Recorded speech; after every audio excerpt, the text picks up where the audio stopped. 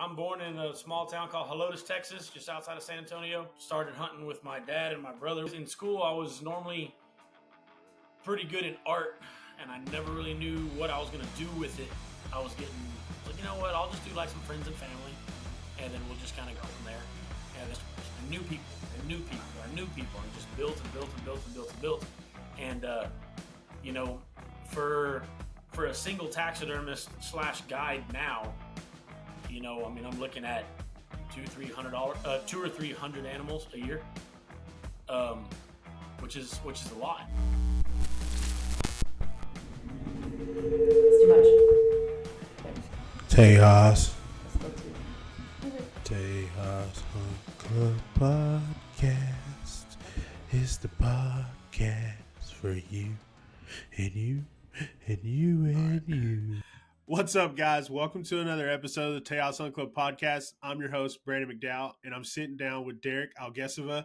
This guy hit me up on Instagram. I've been seeing his page come up in my feed a few times and been looking at some of the big axis and big whitetails and stuff, and then also the taxidermy that he has on his page. So he hit me up in the DMs, of course, and said, hey, man, I want to hop on the podcast and, just talk with you and meet you and everything. I always say, talking to people on Instagram and Facebook stuff is fun. You can conversate in the DMs and everything, but, just sitting down, having conversations, not even face to face, but via a podcast is always a good way to get to know somebody, and you get to meet new people and hear new hunting stories. And that's what we're going to bring to you today on the podcast. Talking to Derek about guiding, taxidermy, and how he got started in the outdoors and how he has evolved his life around it. So, Derek, give us a little intro about yourself. Tell us where you grew up, how you got started hunting and everything, and Okay. We'll kind of go from there, bud. I'm very, very happy to be here, so thank you for that. I'm born in a small town called Helotes, Texas, just outside of San Antonio. Born and raised. Started hunting with my dad and my brother whenever I was younger. And, you have a lot of people that say, oh, they shot their first deer when they were 5 and they've been hunting since then. I'll be honest with you. I shot my first deer when I was like 11 years old. And after that, being born and raised on a ranch really made a difference. But, I was always in school. I was normally pretty good in art, and I never really knew what I was going to do with it, and had no clue what I wanted to be later on in life. And when I graduated high school, I loved taxidermy. So I got into taxidermy. I learned from a very well-known company out of Ingram on the other side of Kerrville, Texas, called Woodbury's Taxidermy. And very, very, very, very high quality mounts, great people. And I got in there as a prepper. Like, all I did was sew holes and fix stuff that was already messed up, jacked up, and for the taxidermist to mount. So I didn't know anything, but I wanted to get into taxidermy so much because there's so many mounts out there that just, they're horrible, and it's just, the quality is bad, and it's sad to say, but I love hunting so much. I love being in the country, and I love the fact that I wanted to make that animal look better or just the same as when he was alive. So that's what really drew me to taxidermy. And after getting into it and knowing all the details and learning from that company there in Ingram, it really opened my eyes. And you don't with that artwork there and in high school and stuff, and there's a lot of claying to do on a mount. You don't just throw the skin on it and throw the eyes on it. It's a lot of clay work. You got definition, you got muscle definition, you got veins in the nose, you got ear definition, like all kinds of stuff. And there's all kinds of shortcuts that you can actually do to make the job cheaper for you and faster. But in reality, all you're doing is shortchanging your customers. So that's something that I take pride in. I'm not the fastest, but I take a lot of pride in the quality of my work, and that's what tends to put me behind from time to time. But it happens. It happens. We mount. Yeah. And I mean, good artwork and good things take a little time. So I mean, like you hear those stories about, and to be honest, you're the first Oh, taxidermist great, we've man! had on the I'm podcast, so stoked that's about pretty that. cool. And yeah, and that was like one of the main things. Like I said, I wanted to talk to you about because, like I said, you're the first one. So I mean, good artwork and good things take time. Kind of like with the video stuff and the photography stuff too. But like, it's better for the customer. And you hear those like those horror stories of taxidermists that you call them and you drop your stuff off and then you don't hear from them again, and then maybe sometimes the deer you walk up to pick up when they do call you isn't the one Exactly you right. dropped off. But as I feel like if a taxidermist for me, I haven't had taxidermy done. I had some buddies do some Euro mounts for me, but I don't have like a full shoulder mount or anything yet. But I feel like if the taxidermist is communicating with me and be like, hey, like, look, man, I know I told you it was going to be done this week, but we ran into something. I really want to get it right. I need an extra week or I need another 2 weeks or something. Cool. I'd rather you take your time and make it the best and make it something that you're proud of and you're proud of to give me than getting something that you tried to rush out the door because I'm on your back Right. because I want That's my deer. what I run into that from time to time, and it's more of the lines of people get excited. They get excited to get their mount back, and Yeah, they want to get it back. And I'm like, it's in good hands. Like you trusted me. Like I just need that trust. You know what I mean? Like I'm not gonna sit there. I'm definitely not the guy that's gonna sit there and say, hey, well, I just got your skin back. Hey, I just ordered your form. Hey, I just mounted him. Then he's got 2 weeks of dry yeah, time, or a week of dry time, or whatever. Hey, I just got like I'm not gonna keep yeah, like you brought him to me, and that's the trust that you gave me. So I just need you to trust me. And if he's behind, then it's behind. yep, But like everything's solid. Like you have nothing to worry about as far as your animal not being here or something happening to it or something like that. So that's one thing I can say for myself is that I've never lost a skin or a set of horns or anything like that. And I think there's a lot of taxidermists out there yeah, that can't say that. So I am happy about that. yeah, yeah. Probably so. Yeah. So like, kind of going back to like you said you like taxidermy from a young age. Was there, if you remember, like, was there a specific mount or something that you saw that you remember like, man, I want to do that? And or if it wasn't a good mount, was it like a bad mount, That's like you said, that you were like, dude, I know I can fix this or that's I more can along make the that look lines of better? how it was. It was a lot of old mounts and a lot of bad mounts that really made me feel that what, somebody shot that animal and that animal deserved to look good or like just like he was or better, not worse. You know what I mean? Yeah, I wouldn't want anything worse on my wall. So that's something that yeah, really drove me. I'm like, okay, like you're good at claying. Like I do a lot of clay work on my animals. On my whites, I'll do a lot of clay work. I show a lot of detail. Sometimes I have customers that say, Derek, you just show too much detail. It's like, it's like, okay. So I kind of ask customers, like, do you like detail? Do you not like detail? You know, I mean, the company that I was working for, when I was working for Woodbury's, if there was a scar in that skin, you're cutting that scar out and you're sewing it up to where it looks perfect. They were perfectionists. yeah, Unless you specifically said, hey, leave that scar there. I like it because of character. Um, we're cutting that yeah. sucker out and sewing it up because it has to be perfect by the time we leave there.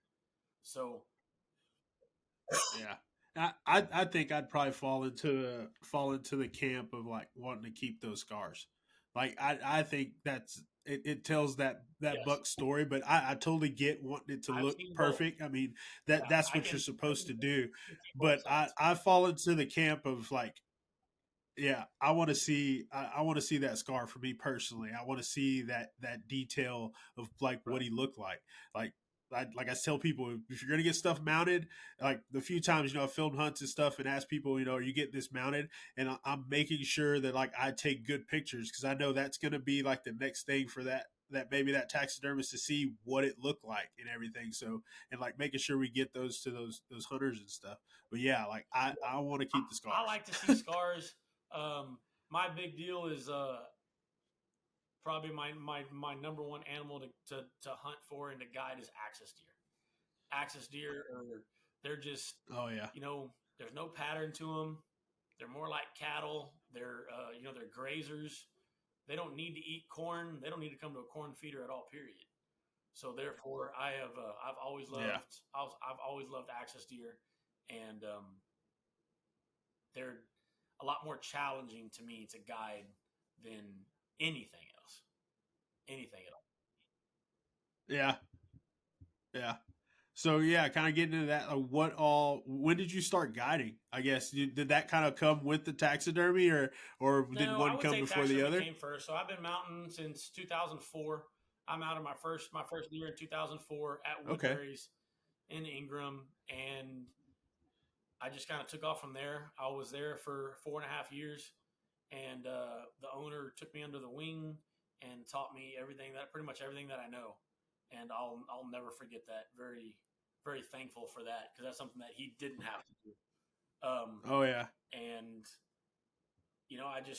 I stopped for a while, and then I said, you know what, like you really enjoyed that. Why'd you stop?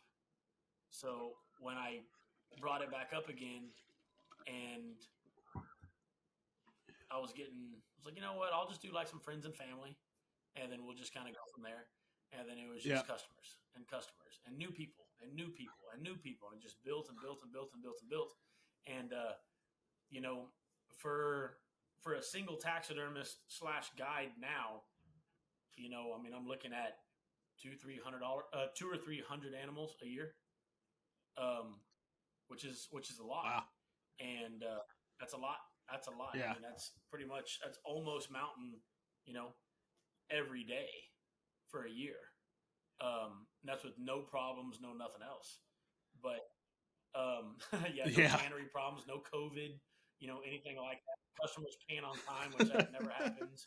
So I mean, there's a lot of things Yeah. that that put a taxidermist behind, and a lot of people don't understand that. But there's a lot of variables there. But I did start taxidermy first, and then when I got into guiding, I was like, you know what, guiding is a so I don't know why I didn't think about it sooner. Guiding is a way to meet new customers. It's a way to bring animals in Yep. if they choose to go with you, and to get your actual, to get your personality out there a little bit more.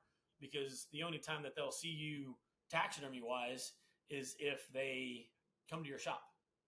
You know, and I'm a pretty Yeah. low key guy for the most part, but it's I enjoy guiding. I really do. Like if it was me and I could have just a shop full of people that would just mount, I would guide all the time. I would leave, Yeah. certain times of the Yeah. year and go to different states and just guide and just bring the animals in because I enjoy I'm a people person. I've been called a social butterfly, you know, and I really enjoy the interaction with people. I like it. Yeah, yeah. I'm kind of the same way. It's like I always wind up like going places and like seeing people that I know, and like even with my mom or like Megan, my fiance's with me. It's like we'll be in random places and they're like, "Hey, Brandon, how's it going, man?" And I'm like, "Hey, how's it going?" And like we'll just keep walking and they'll ask me like, "Who's that?" I'm like, "I have no idea. Don't know that person from Adam or for anybody else, but they know me." And then like a couple people, say to me, "Hey, man, I follow you on Instagram or I've seen your videos on YouTube and stuff." And I'm like, "Okay, that's cool." But like for the most part, I'm always finding somebody, or like we'll see somebody from back home that we know somewhere randomly. But pretty much everywhere I go, Yeah, I that's always cool. see Yeah, somebody. yeah. If I'm with somebody, they say, man, we can't go anywhere. We can't go anywhere. You know somebody. We're walking the Yeah, streets of Vegas, yeah, and I see somebody, and they're like, Jared, hey man, how's it going? It's crazy. yeah. Yeah. Speaking of that, we were in Vegas a couple years ago for the NFR, and it was me and my cousin, Okay. and I grew up in Goliad, and we're sitting at the tables, of course, like everybody, at the NFR stuff from Texas, like you can see them in the airport, but we're sitting at the craps table playing craps, and we start talking to this guy next to us that's playing, and we're like, "Hey man, you're probably from Texas. Like, where are you from?" He goes, Right "Refugio." down the I'm road. like, "Oh my gosh, you're like 20 minutes from the house." So yeah, you always go Yeah, I got a somewhere and see ranch right somebody between Cuero and Goliad that we shoot some 180 pluses on, and just good, great, solid deer. But yeah, Yeah. it's crazy. It just seems like you can't go anywhere, and then you get like we have caps and we have some decals that I always try to give out to customers. Like, here, take them. Put them on your ice chest, put them trucks or whatever. Yeah. And I'll get. It's funny. Yep. I'll get one of my customers messaged me the other day, texted me the other day, and he was like, "Hey, this truck?" He's like, he's coming back from the coast, coming up to San Antonio. And this Ford Super Duty passed him at like 95 miles an hour, and he said that truck passed me so fast. He's like, but not fast enough for me not to notice your decal on the back of the truck. Is that you? It's like, no, it's not me. No, it's not me. But I know who it is. So That's somebody else. Yeah. But yeah, it is. It's nice. That's funny, man. So if you got like in the guide stuff, have you guided out of state some too? guides out of state. I don't do a whole lot. I do have a family here in Texas, so that part's kind of hard to be able to do that. But I do like. Yeah. I would love to get on some more guided hunts in New Mexico for pronghorn. Yeah, I like Oh, that. come on. I like that a lot. Yeah. I do some stuff. I do some whitetail in Oklahoma.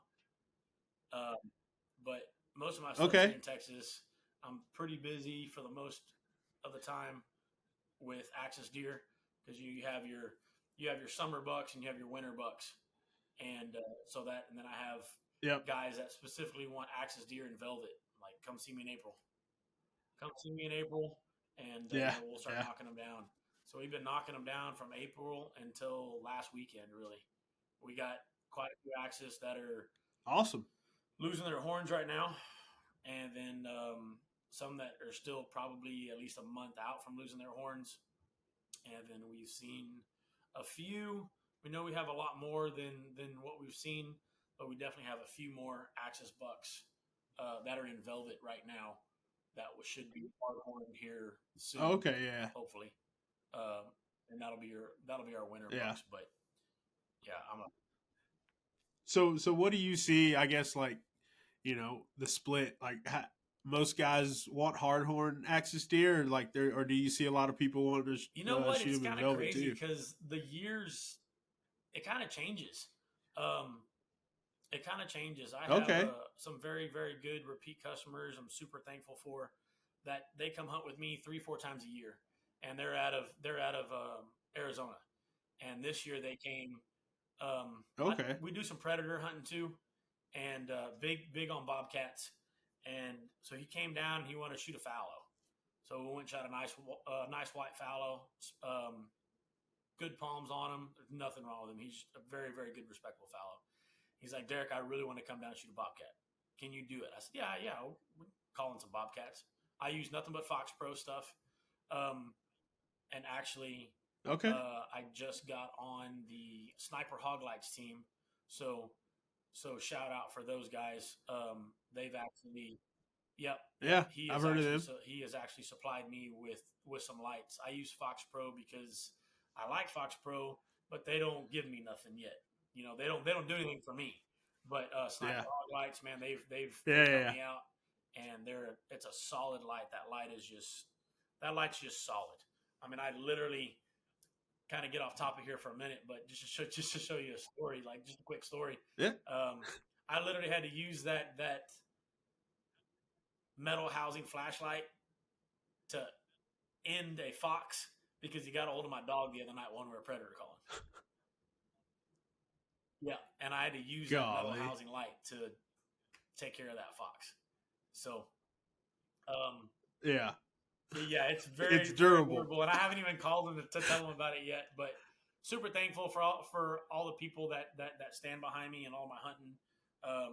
Sniper Hog Lights, Sitka Gear, Ranch Armor. I have a fully decked out Can-Am by Ranch Armor, and I saw that on your page. Those guys are awesome. But as far as it just kind of varies. Those guys from Arizona came down, and all they wanted to shoot was nothing but velvet ones, and we shot 3 in one day, all from 31 to 34 inches. Great bucks. Are all fully grown, fixing to start shedding. so it was a perfect time. But this year, I would have to say that I've had most of my customers, they've wanted hardhorn bucks. Yeah, Yeah. we've only shot I don't know 14 or 16 velvet bucks, and we've shot probably Okay. 30, maybe 30 something hardhorn bucks this summer, or at least up until now. So, and all I hunt is Texas Hill Country. All my Axis bucks in the Texas Hill Country, um, Bandera, Bernie area, and Junction. Okay. Yeah. Yes, sir. That's good access country. We used to hunt a place. Well, it wasn't. It was a little farther west. It was a little north of Del Rio, but it had good access out there. And I mean, that population is just growing and it's moving in other places. I mean, I. I don't know if you like. I'm guessing you pay attention a lot, with like all the wildlife and stuff. But I mean, from the axis deer lately, getting their populations growing and spreading out to like the black bear that are starting to show up now in South Texas and stuff. Like I think, yeah, I think a lot of people say, like the golden age or whatever, they always talk about that of hunting. Well, I'm gonna say for the golden age in Texas, I think it's like really kind of just getting started.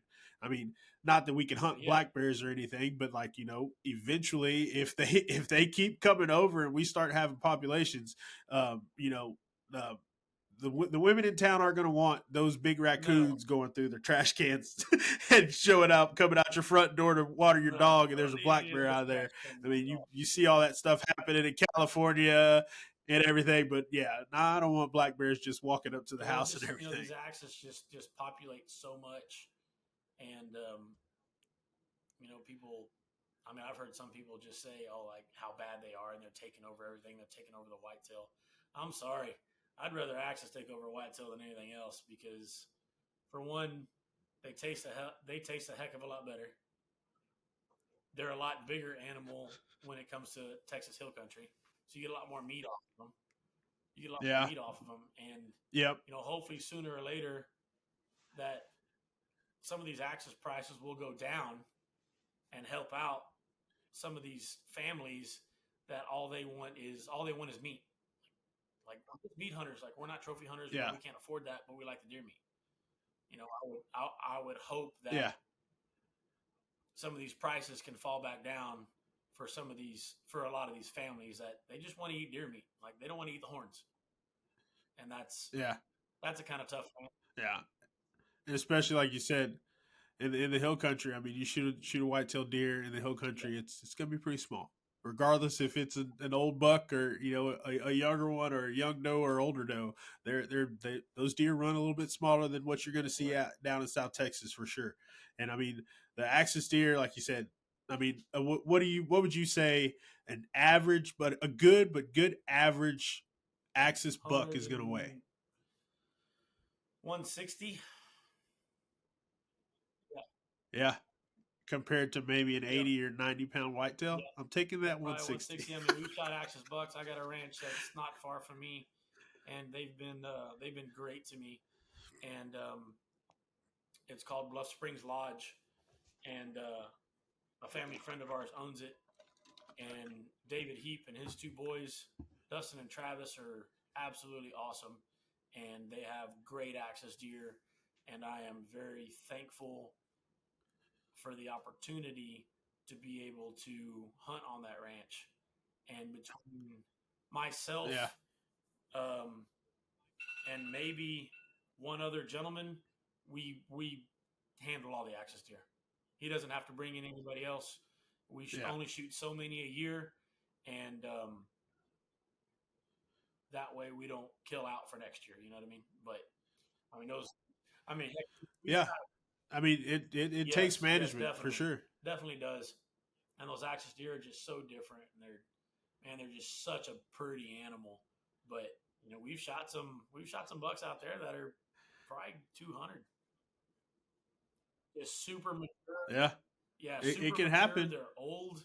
You go to lift those in the Can-Am, and you're like, oh, God, help me out here, dude. You gotta ask the customer, Yeah, hey, yeah. you can help me for a minute? Like, come on, help me out. So it's you're trying to do it by yourself. You're like, dude, just help me. Yeah, just put your gun down for me, please, and just help me get him in the back. Yeah. Some of those dudes are just they're stout. They're toads, you know. Uh, I mean, he Yeah. feeds them. They feed them really well. They feed them alfalfa pellets, and they feed them good hay all the time. And they got great protein out there, and that's how we're allowed to shoot so many per year. You know, summertime Yep. bucks. We have our wintertime bucks, and we kind of take a little break and take a little inventory, and see what we're dealing with. Um, we got a buck out there right now that he's 34 inches, 34 plus, which it takes a good deer. It takes a good axis deer to be 34, and um, Yeah. even though it's a high fence ranch, they've never brought any axis in on that ranch. All the axis that are there have been native, and it's been high fence for decades. So they've done a lot of managing on their axis deer. Yeah. And man, there's an axis buck out there right now, and the boys and I found him. I was like, dude, that's a good deer. Like, that's a great deer. He's 34, easy 34. I don't think he's 35, but he's definitely over 34. But most axis you have 3 points on each side. 6. Well, he's got 2 extra really good points right at his bases. So he's an 8. And then we've seen some there with 7s. We've seen a 9-point axis buck. He's got that. He's working on that non-typical is really what he's going for. But he's getting them. And we said let's try to save this guy. Let's just try to save this guy till next year. And man, I already got a customer ready for him. He's already ready to go next year for him, so he's already excited. But Yeah, and that's cool that you have like the opportunity to be able to do that, you know? Like you can look at that buck and be like, "Hey man, he's a good buck, but we're going to give him some more time. We're going to let him, yep, spread his seed and get some does and stuff and grow a little bigger and like get him to his full potential." And I like you said, it's the management piece and just seeing those deer get old, man. And shooting old mature deer is to me better, regardless of right, their size, of a horn or anything. But just shooting a mature animal is, way better than definitely. shooting a young one. You get a lot more meat off of them, and it makes such a better mount. Um, especially like when your taxidermist understands and knows that it's a more mature deer, to put that like the sagging skin underneath his jaw, giving him some jowls, just to have that more maturity look in him. And when your taxidermist understands that, it does make a beautiful, beautiful mount. Yeah, yeah. I bet it's probably sometimes it's probably hard, or you ever come to the conclusion like when you look at a mount that you've done and you're like, man, I wish I could Yes, just keep that one. If yes, I could just hang that one up, yes, for yes, I people to see. have. But I am definitely, and I know there's a lot of people that would agree with me on it, but I'm definitely not that person to put something that somebody else shot in my house. But man, I have done some mounts, Yeah, and I was like, God, I wish I could can I just hold him for a while, He just turned out beautiful. yeah, yeah. I, Yeah, but I could go on your side to say, if you put it together, you're the taxidermist. That kind of that would give you at least the right to hang it in your shop, to show it off or do it that way, to show customers and stuff. But I totally get you on like hanging mounts that you didn't shoot in your house and stuff. Yeah, like I'm yeah, not not my my thing. thing, but I love it when customers say, "Well, Derek, what do you think?" Ma'am, I'll be honest with you. I'm not going to lie to you. I would put him like this, but in really and truly, it's where you're going to put him in the house. If you show me where you're going to put him in the house, then I'll Yeah, give you a little bit better. I'll give you some suggestions to show him off. But I don't want you to put that on me because I'm going to mount him. I'm going to mount him how I think he would look good in my house. You know what I mean? So give me a little bit. yeah, Give me something. Um, but yeah, like man, bears. Like I love doing bears. Life size bears are just awesome. Like they come together so well, and with all that hair, I mean, you can't really put a whole lot of detail like in the bear's like body because they have such long hair. So basically, anything with short hair. Yeah. Like I love working on like early season whitetail, like something somebody shot with a bow because their hair is still short. You can see a lot of, a lot more detail like in the shoulders and the wrinkles and the muscle definition and stuff like that. But it definitely Yeah. happens where a mount comes in and we do it. I'm like, man, that's such a good looking mount. Golly, I wish I'd have shot it. Yeah. Yeah. Yeah. Yeah, that's probably easy to happen, man. But like you said about the bears and stuff, like mostly black bears, or have you done any I haven't done a grizzlies grizzly or in a long time. uh, I did do some brown grizzlies bears, whenever anything? I was working for Woodbury's, and man, that was years ago. Um, but Oh, I'm sure. I really like the black bears because they don't take up, for one, they don't take up a whole lot of room in your shop because they're definitely a little smaller. But I guess Yeah, because I've always wanted to shoot a black bear, I've never really had any intention or want to shoot a brown or a grizzly because that's a lot of room. You better have a damn big house, you know, to put one. yeah, yeah. It is a lot of room. That one's pretty high on my list. A grizzly There you go. with my bow, actually, like really really high on my list. But I do want to go shoot a black bear too. Now that Canada's back open and stuff after COVID and everything, and we're kind of trying to scope that out and see about going up there to shoot one with my bow. And then of course I definitely want to hunt them with Heck hounds and yeah, stuff like that. that'd be a lot of fun. One day. Oh yeah, oh yeah. That stuff out west, man. Me and my buddy went up to Idaho, hunted mule deer, but that stuff out west, once you do it one time, it's always going to call you back a little bit. Like you said, the pronghorn and stuff in New Mexico. I'm trying to hopefully I can I want to do a pronghorn hunt next year. I didn't draw anything out west this year, so next year I kind of want to go somewhere and Hit do me up. do a hunt somewhere. So might Hit have to me up. talk to you about that for sure. Definitely hit me up. Yeah, we're just inside of Yeah, New Mexico. Like 16 or 18 sections of land, and I mean it's quite a bit. Yeah, it's quite a bit, and yeah, we don't shoot very many for pronghorn sure. off of it. It's a private deal, which is great. You get to control a lot more, so it makes it nice. Yeah, yeah, and I know it's pretty hard to draw in New Mexico because I mean they don't have like preference points, and you got to it actually is a Right. draw every year. So some of the better units and stuff that you're not going to get a good chance at it unless you apply every single year for a few years. But I'm yeah, I actually got to buy points here coming up. I know it's on the 31st for Wyoming. I want to go up there and hunt pronghorn. So I've been buying points there for the past couple years, and then like I said, I got to buy some more this Yes, year. Yeah. Well, that's cool, man. So, like you said, that the Axis is your 100%. favorite to hunt. Is it Yes, your it is favorite to mount 100%. too? Yeah, I love them. I mean, That's I awesome. love them so Yeah. much. I mean, I took my logo off of it. My logo is, and man, Yeah. they're so pretty and they make such good mounts. But man, they can be a pain in the ass to hunt. And I think that just, it's not like a whitetail. Most whitetail they're going to be patterned coming into a feeder or something like that. And you don't have to. Yeah. That's the other thing about like exotic hunting which I love to do exotic hunting because I do that more than whitetail hunting because we can do it all year round. They don't really have a Yep. whole lot of patterns to them, but axes they're just that much more challenging, and I like it that much more because Oh it's more yeah. challenging. We're like, man, that's not the one we're looking for. Let's go find another one, and I'll go walk.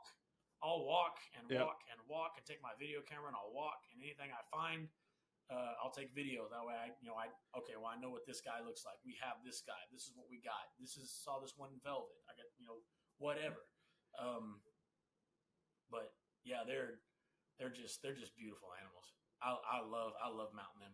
If it was up to Yeah. me, I'd mount nothing but axis deer. If I could be the best in Texas, if I could Yeah, be the the best if I could axis be the deer best in Texas and everybody taxidermist. sent me their axis deer, I'd do it and not do anything else. Hey, that'd be a good that'd be a good niche to have. I mean, like you said, you're in the right so spot. much You're in the character. right They have so spot. much different character, and they're all different. I mean, I don't know. I've mounted a lot of axis deer, and to be honest with you, I don't think I've mounted one that's even close to like another one that looks like him. Something's always different about him. Yeah. Always. So Yeah. it's they're just Yeah. my favorite, hands down. Yep. You got two places, Hawaii and Texas, and from what I've been hearing, just from the people that I've met that have been over the Hawaii, Yes, we do. we So have the bigger deer. yeah, Body size, we they're got to yeah. beat. We have a lot more mass to ours. Ours are a lot wider. Theirs are pretty streamlined, pretty narrow. But you know, I think I know the Hawaiian brothers over there. They shoot some 33s and stuff like that.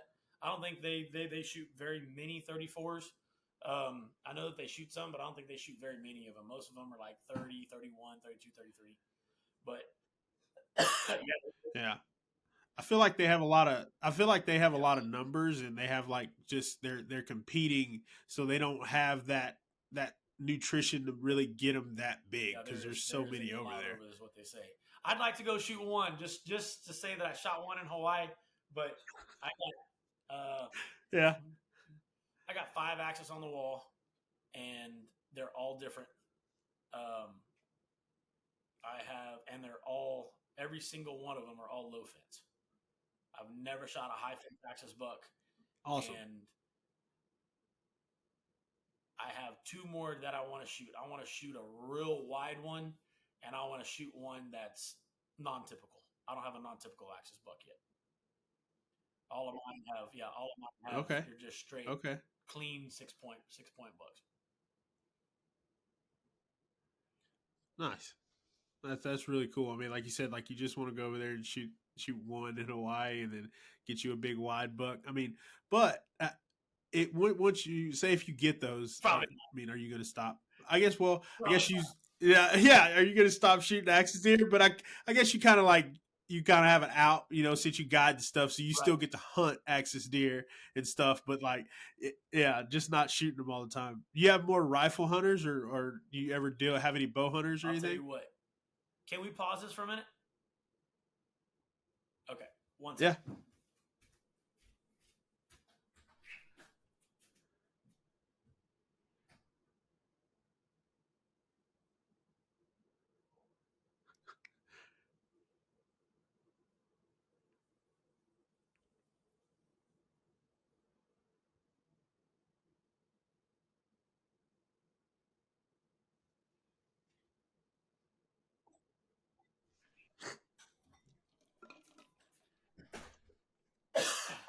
So sorry about that. So most of my people are rifle hunters.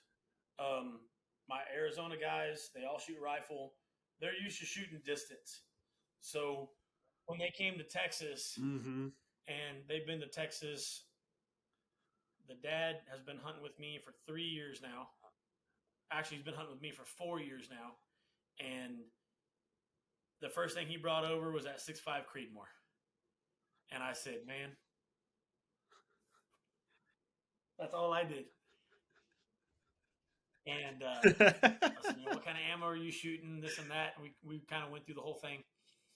And he was like, Derek, I shoot good. I said, well, I'm not saying you don't. But that bullet here, unless you are a great shot, and I mean great, not good, great, it's too fast down here. You know, hill country, we don't have a whole lot of there's not a big distance thing there. You know, it's not the range is pretty small. So and that Creedmoor bullet just goes through them so fast, they have no idea that they're hit. No clue at all whatsoever. Yeah. And it doesn't give them any time for that bullet to really mushroom out and make any damage. And he's like, oh, we use it up there all the time. He's like, we shoot elk with it. And I said, I don't care about the size. The only thing I care about is the speed. So when he came and shot, he said, all right, I'll bring my 7 mag.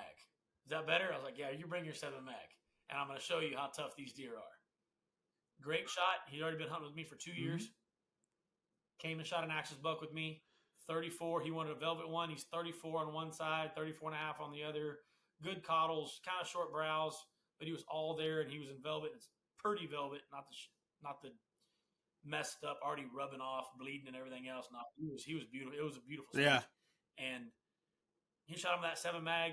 That deer went 60 yards and never bled a drop.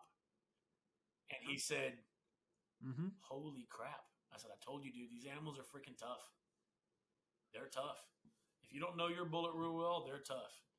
But I did have the privilege this year.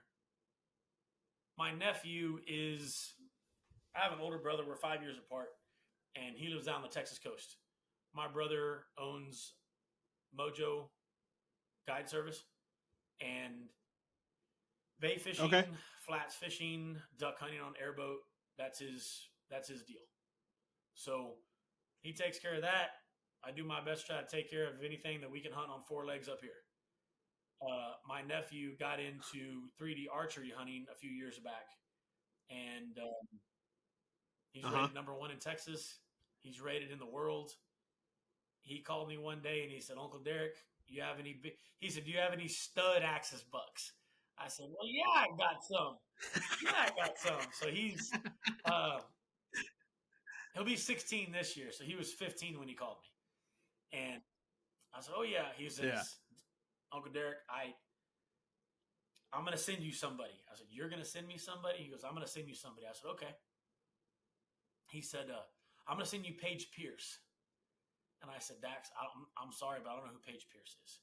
He said, Uncle Derek, he's the number 1 women's archer in the world.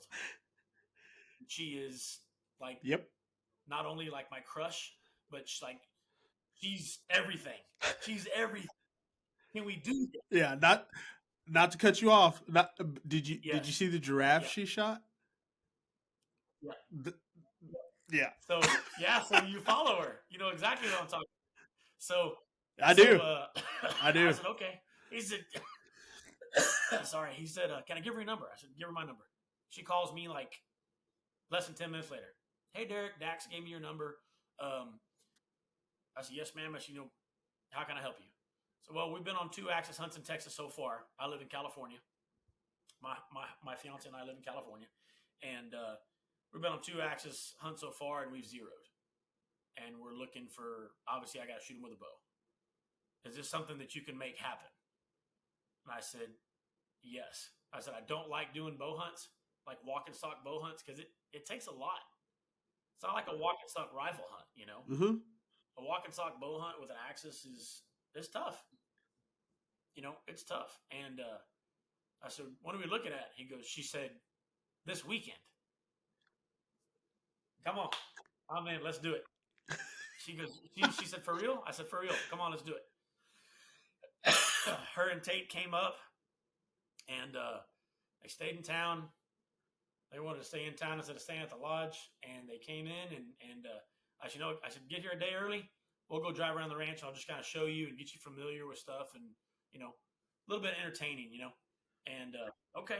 So I meet up, we're driving around, and I said, go grab your bow just in case. She said, okay. She's like, for real? I said, yeah, for real. Like, grab anything that you would normally hunt with, grab it just in case. Because if we see one good enough, we're going to go after him now. We're not going to wait till tomorrow. Okay, Derek. So we took off. Sure enough, I found 2 right away. And I said, I think we need to go walk. Let's go walk. So us 3 went and walked. And there's one of our sponsors is SIG. And they have some awesome SIG binoculars that I've never seen before, and they're the auto stabilizing awesome. ones. At first, it's like, man, I don't drink a whole lot, but man, these things kind of made me feel a little groggy. You know what I mean? But so we're walking. Well, we bumped them, so we got a good look at all 3 of them. They stopped and they turned back and looked at us. It's like, those are 3 good bucks, Paige. She said, well, which one? She said, I'm going to tell you right now, Derek. I'm going to be honest with you. Okay? If he's broken or unsymmetrical, I'm probably not going to shoot him. I don't care if he's 10 yards. I said, okay. So now I know what I'm looking for. Now I know what I'm dealing with. All right. we walked, sweated our butt off, and walked. And it was early summer, and bumped two more, and then bumped them out like into this field, and we got a good look at one, two, then there was a third one. I said, okay. I said, Paige, that one buck is super wide. They're all three real mature bucks.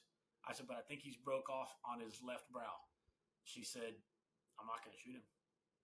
I told you, like, he's got to have to be symmetrical and like pretty much perfect. Okay.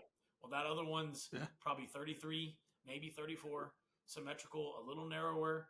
And she said, I like that one. I really like that deer.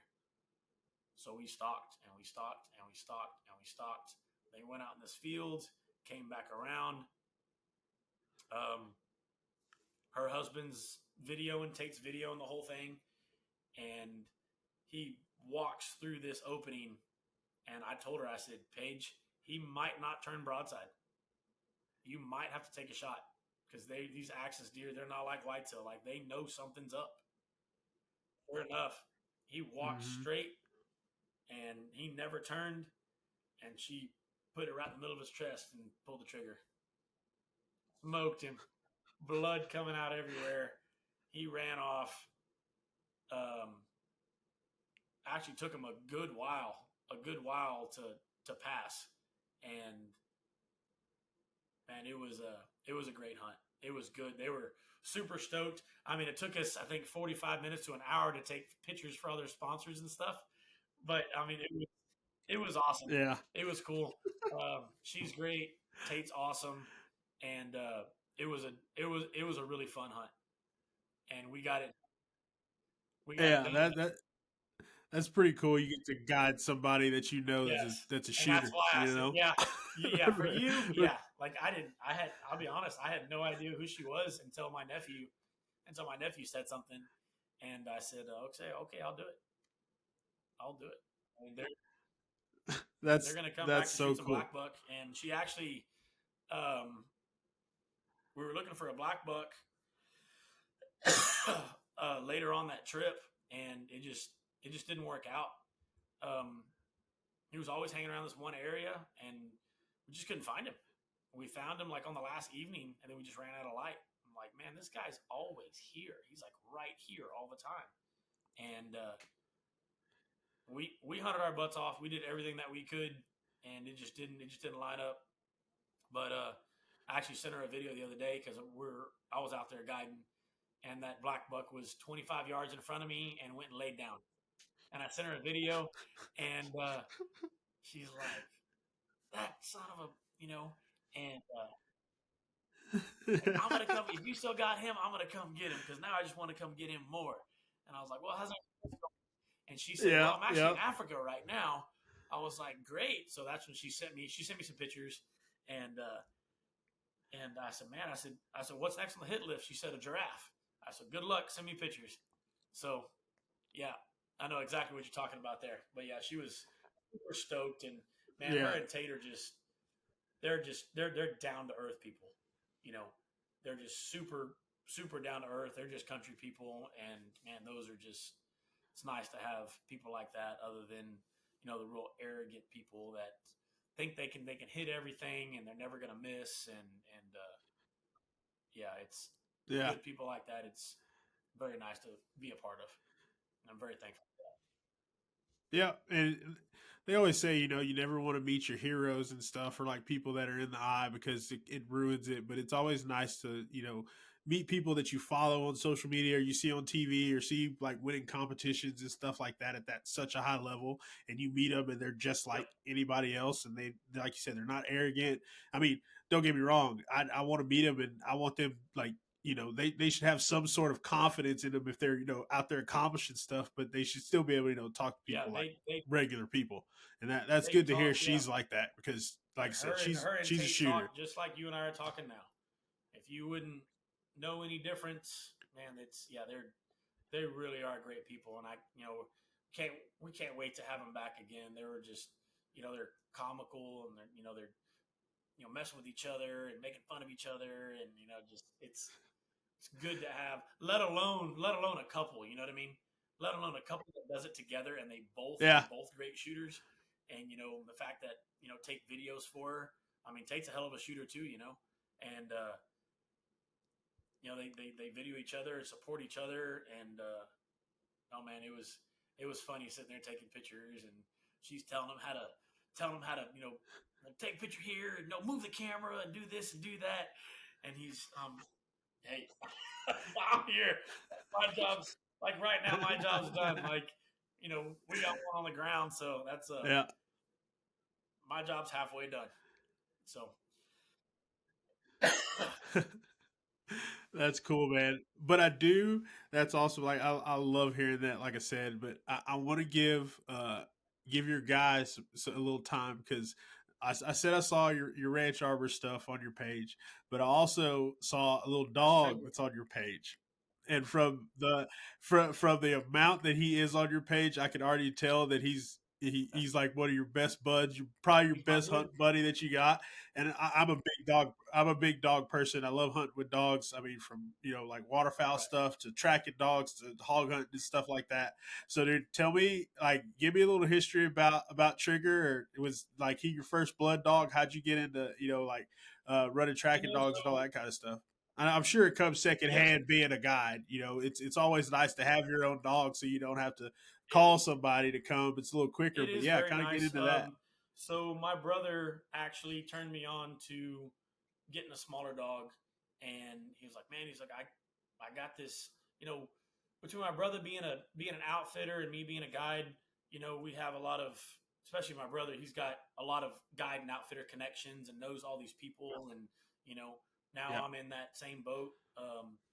So one of his guide buddies down there, they had they're Jack Russell Shorties. That's their breed. They don't get very big.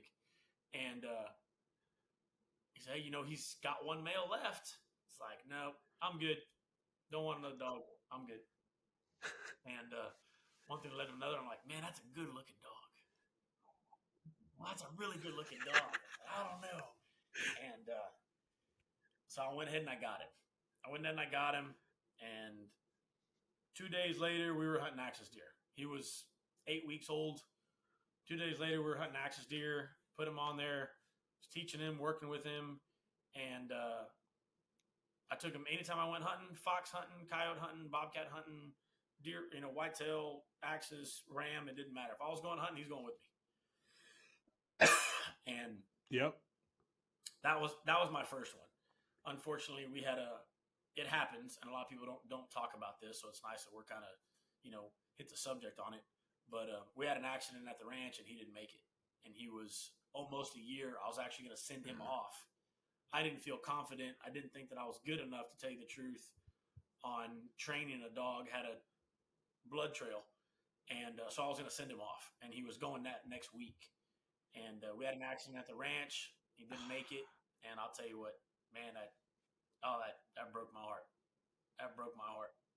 And so I contacted a little bit later. I contacted my brother's friends down there, our friends now. They're like family now, and they said, Derek, we're so sorry, but we can't. We literally can't have any more pups. I said, I want like the same breed, like same genes, everything. And they said, she's not gonna have any more pups. We can't do it. She's too old. She said, but I will turn you on to the woman that we started these genes with, and she can help you. So she gave me the number, and I reached out to Tina Whitfield in North Texas. She's in Throckmorton, Texas. Her and her husband, they own Cow County Shorty Jacks, and it's cowcountyshortyjacks.com. And I reached out to Tina, and she said, Derek, I'd love to help you out. What can I do for you? What kind of dog are you looking for? What are you looking for? I said, I'm looking for a dog that will work. I want a working dog, but he's also gonna sleep next to me in my bed, and he's gonna ride with me in the truck and ride right next to me in the Can-Am. He ain't gonna ride and run around the ranch in a truck in a kennel in the back of the truck. No, he's gonna be a family dog, and he's gonna be with me. He's gonna be my little buddy, She said, Yeah. Derek, she said, I have a litter coming up. That's exactly what you're looking for. And so sure enough, he has a litter, and She said, "You have 2 to pick from. All the other rest are already spoken for. Before they're even born, they're already like spoken for." God, yeah, that's all I get is 2, Yeah. you know. So this one had just very handsome in his face, white split down the middle of his forehead, brown on both sides, or actually he's got a white ear and a brown ear, and just the rest of his body is white. But you know what? I'm gonna take that white boy right there. I'm gonna take that one right there because when he gets covered in blood, it's gonna look awesome. You know, that's my train of thought. He's gonna look badass. So I'm gonna take him. So I picked him up. Yeah. I said, "How early can I pick him up?" She said, "Well, I don't really like releasing dogs unless they're at least 6 weeks old." She's like, "Really, I try to wait to 8. But for you, you want to come get him at 6 weeks, Yeah. come get him at 6 weeks." So I met her. She met me in Brownwood, and her and her husband and I took Trigger. 2 days later, we're hunting.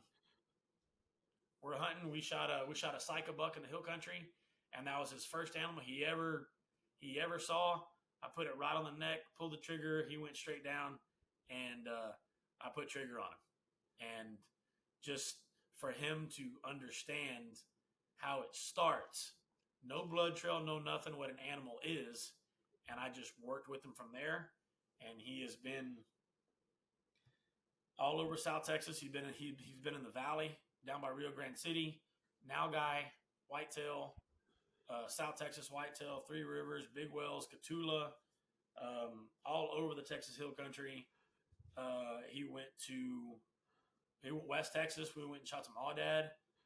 We went and shot some addicts up there in Marathon. I take him predator hunting with me, bobcats, coyotes, foxes. He's been on a lot of axis deer. I even took him. We have another mutual friend that is a co-owner in a guide service in Lubbock, and that company is a very they're a pretty well-known company, and everybody in there is very down to earth. Very down to earth. And they sat there and said, "Derek, like, we've been hearing all about your dog.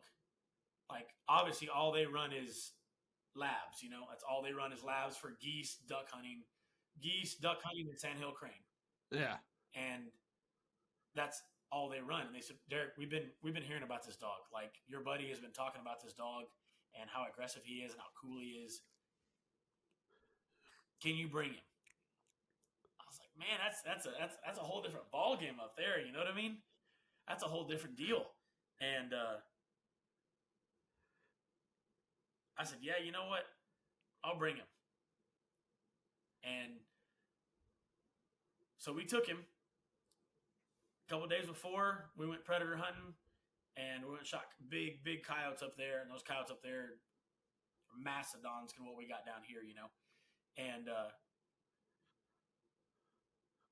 then we went sandhill crane hunting, and that dog did everything he could to try to bring that sandhill crane back to the blind. He tried everything he could, and I mean it's on my Instagram. There's videos of him, and he wanted to be one of those big. He wanted to be one of those big dogs. One of those big dogs got on that ice chest and that stand. He jumped up there and sat right there with him. And he's looking up and he's looking. And all these sandhill cranes are coming in, and he's looking and looking. And I'll never forget. I'll never forget Payton, one of the big guys there. He's got him, and like we're all in our Sitka stuff, and he's holding him like this. And it was super cool. And Payton's looking up, and Trigger's looking up too, like he's a duck goose dog. You know what I mean? Like, knows what he's doing. Yeah. But, yeah. But man, it was a great hunt. We hunted sandhill cranes for 2 days, and taking him in something like that out of his element is, yeah, it was really cool. But that dog right there, I mean, he sleeps right next to me in bed every night. Loves my 2 girls. He rides in the Can-Am. He's got to be the first one in the Can-Am.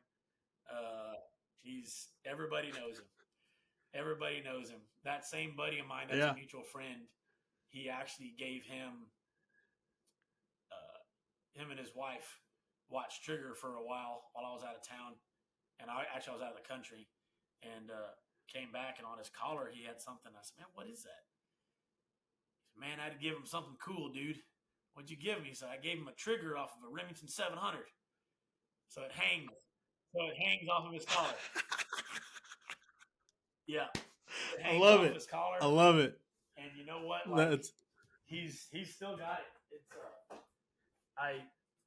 I leave it. I take his collar off of him when he's at home, because the minute I put this thing on him, he knows he's fixing to go to work. Like, he's going hunting.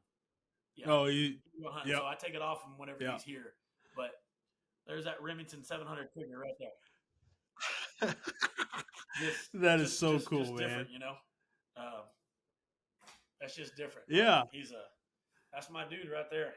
We're hunting. We go all over the place. Yeah, those small dogs are pretty cool like that, man. And you know, a lot of people kind of discount them because they see the show dogs and the lap dogs that are, you know, the Jack Russells and stuff, and they're like, man, that how does that dog hunt? Well, it's just like everything else. I mean, you have those lap dogs, then you have the working lines of those dogs where they originally came from. That's what those dogs 100%. were bred for, and that's why they existed. So I mean, like those little dogs were meant to fight badgers. Like they were meant to go underground and find game and bring it back out. I always tell Megan that my old man dog's going to be a Jag Terrier. I want one of those I want one of those real bad, but I don't know if I'm going to wait till I'm an old man to get one. You know, those dogs are pretty cool. But yeah, like having Trigger's not. You know, everybody said. Oh, Jack Russell, they're just so hyper and they're so crazy. And man, these Jack Russell shorties he just chills. And even the last one was the same way. Yeah. All these Jack Russell shorties that I see, and now he's got offspring in East Texas, down and around like north side of Houston. He's got offspring here in the Hill Country. He's fixing to have some more offspring in North Texas, Northeast Texas, but man, all these dogs. I mean, he's just such a good dog, and he's got so much character to him. Yeah, and you know, I can get him to talk. You know, he'll get so excited. I'll just tell me, you want to go? Tell me, and he'll start like hollering at me. You know, and he's just so funny. Yeah. But I'll tell you what, they say that they absolutely hate snakes. And I don't want to, like, he went to rattlesnake class 2 years ago, and I don't want to get him like used to like going up and grabbing a snake. Man, those dudes hate snakes real bad. They grab that sucker. It's hard to break them off, huh? It's done. That, we were predator hunting the other night, and I shot this fox like they shot him, like midway. And so that fox was like turning circles, and Trigger saw it, and I just, go get him, and he goes and freaking takes off, and they're sitting there fighting back and forth, and that fox grabbed a hold of him right here, and he couldn't do anything, and he was trying to bite him, and he just started squealing, and man, me and my sniper hog, my predator, like, I just took off. I grabbed that fox, and I did what I had to do. I said, sucker had my dog. That ain't happening. That ain't happening. Yeah. It's like that guy on YouTube or whatever, where that kangaroo had his dog like this. And he's out there. Oh yeah. Yeah. Yeah. Come on. He put his hands up, man. That fox, like he wouldn't let go. And Trigger, he was bleeding all over his mouth, and I kind of checked him out, and he was good, and I put that fox on the ground. I said, go get him now. And he sat there and tore him up. But he's an awesome dog. Yep. Great family dog. Great with the kids. Very, very protective over any woman, period. Like, he'll take any woman over me.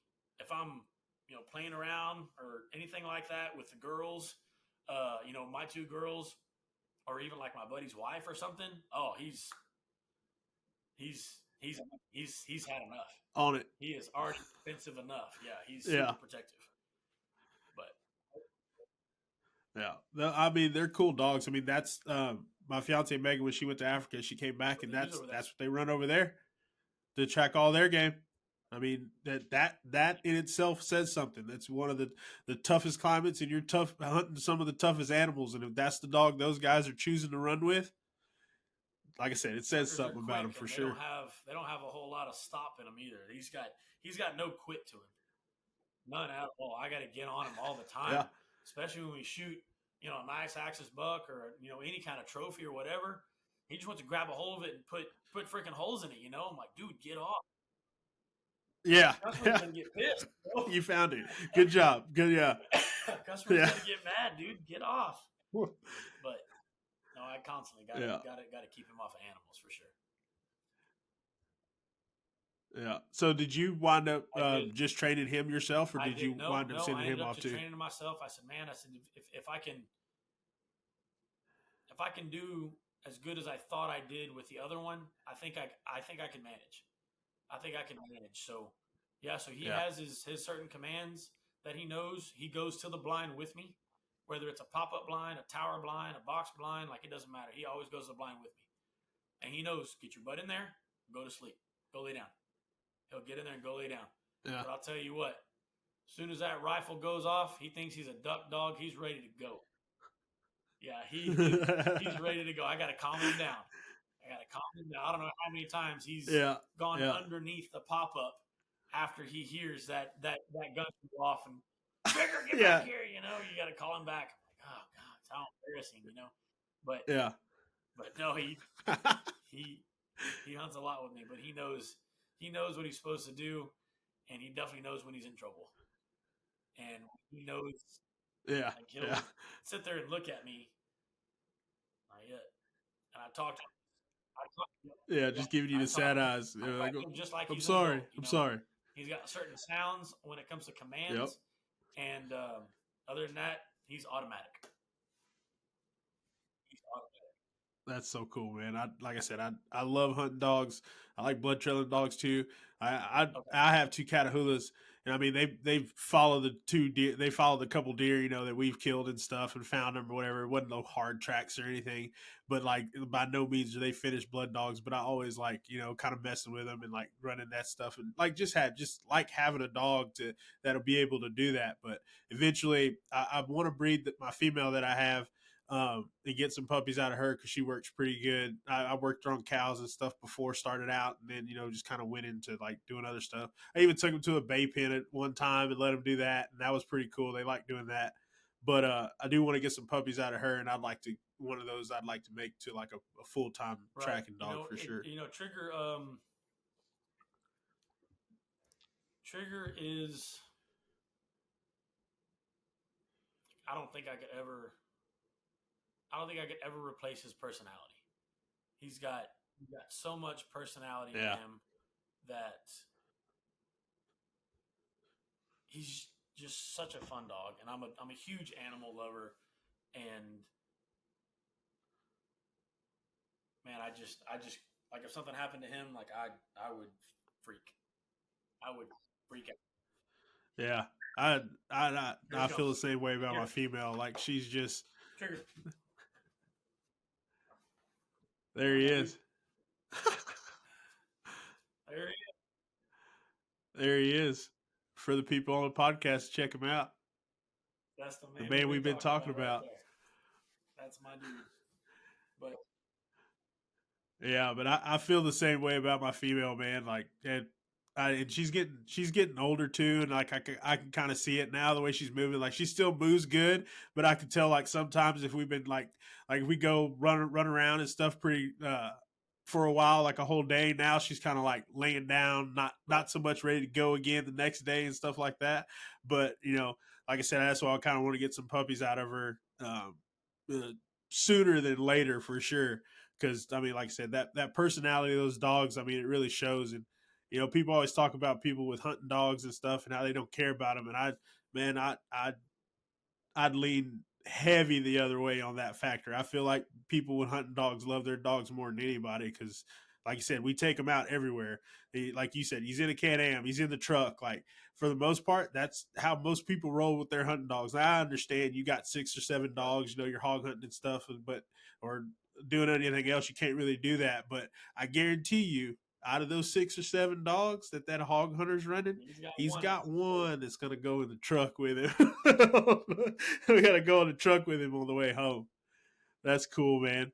Well, shoot, man, I don't want to keep you on here too long, dude. It's been a great conversation. Like I figured it was going to be. I told you I was pretty excited to talk with you and everything, and we're definitely going to do this again.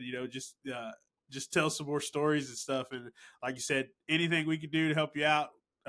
If you want to plug your page and everything else, or your website and everything, I'll definitely put it in the show notes. So let people know where they can find you, get a hold of you if they want to go on an axis hunt. They got some taxidermy work they want to get done.